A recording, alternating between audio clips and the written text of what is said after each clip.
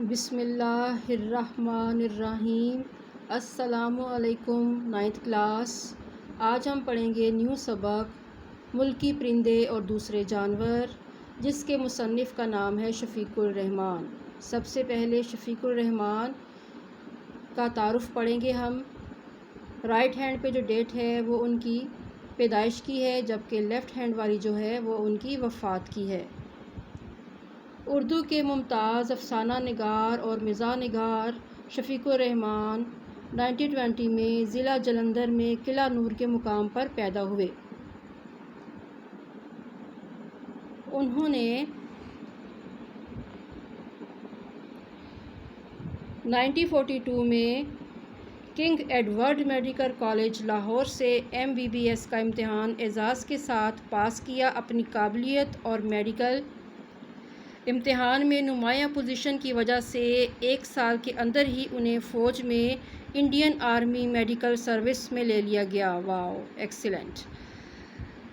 جتنی بھی ڈیٹس کے ساتھ سینٹینسز ہیں نا، جتنے بھی ڈیٹ کے ساتھ more important, that are more important sentences. آپ نے شفیق الرحمان کے بارے میں یہ سارا پیج زبانی یاد کرنا ہے، کوئی چیز بھی نہیں چھوڑنی، ٹھیک ہے؟ فور MCQs جو آپ کا پہلا سوال ہوتا ہے ان پیپر۔ اب آ جائیں سبق پہ۔ ملکی پرندے اور دوسرے جانور۔ جیسا کہ نام سے ظاہر ہے کہ اس میں ذکر ہوگا پرندوں کا، جانوروں کا، اور ملکی پرندے اور دوسرے جانور۔ کیا ہوگا اس میں جو مصنف ہے دراصل وہ سمجھانا چاہتا ہے کہ کس طرح پرندے اور جانور اپنی خصوصیت کی وجہ سے علامت کے طور پر استعمال ہوتے ہیں، ٹھیک ہے؟ تو پہلا جو ہے وہ پرندہ ہے اور وہ ہے کوا۔ یہ کوا لکھا ہوا ہے۔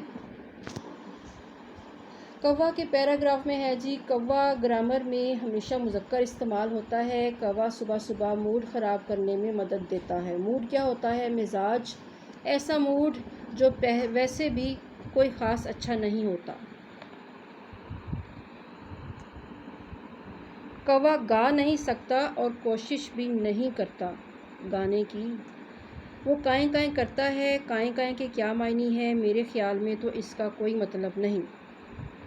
کوے کالے ہوتے ہیں۔ برفانی کووں میں سفید یا سفیدی مائل کوا نہیں پایا جاتا۔ کوا سیاہ کیوں ہوتا ہے؟ اس کا جواب بہت مشکل ہے۔ پہاڑی کوا 1.5 فٹ لمبا اور وزنی ہوتا ہے۔ جی پورا لیسن تو پورا سبق تو پڑھا نہیں جا سکتا، ٹھیک ہے، لیکن آپ نے بخوبی اس کو ریڈ کرنا ہے، سمجھنا ہے۔ ہم آ جاتے ہیں اس کے مشقی کام پر۔ آج ہم کریں گے اس کے الفاظ معنی، اور جو بک ورک ہوتا ہے نا، بک کے اوپر ہی سولو کرنے والا، وہ کریں گے۔ یہ 2 کام ہوں گے۔ لوز شیٹ پر فرسٹ پیج آپ کا 1 سائڈ پہ پورا ہونا چاہیے الفاظ معنی کا، ٹھیک ہے؟ اور اس کے بعد آپ نے دوسرا کام کرنا ہے آن بک، بک کے اوپر ہی خالی جگہ پر ہے پہلا سوال، نہیں پہلا، یہ دوسرا سوال دیکھیں۔ سوال نمبر 2، متن کو مد نظر رکھ کر درست جملوں پر نشان لگائیں۔ کوے کی نظر بڑی تیز ہوتی ہے۔ درست ہے یہ۔ کوا باورچی خانے کے پاس بہت اداس رہتا ہے۔ غلط ہے یہ۔ ہم ہر خوش گلو پرندے کو بلبل سمجھتے ہیں۔ درست ہے یہ۔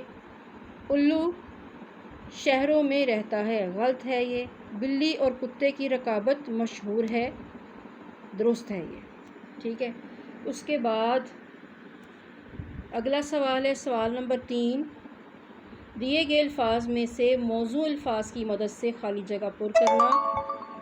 پہلا ہے کوا گرامر میں ہمیشہ ڈیش استعمال ہوتا ہے، سامنے آپشن ہے، مذکر آپ لکھیں گے، مذکر استعمال ہوتا ہے۔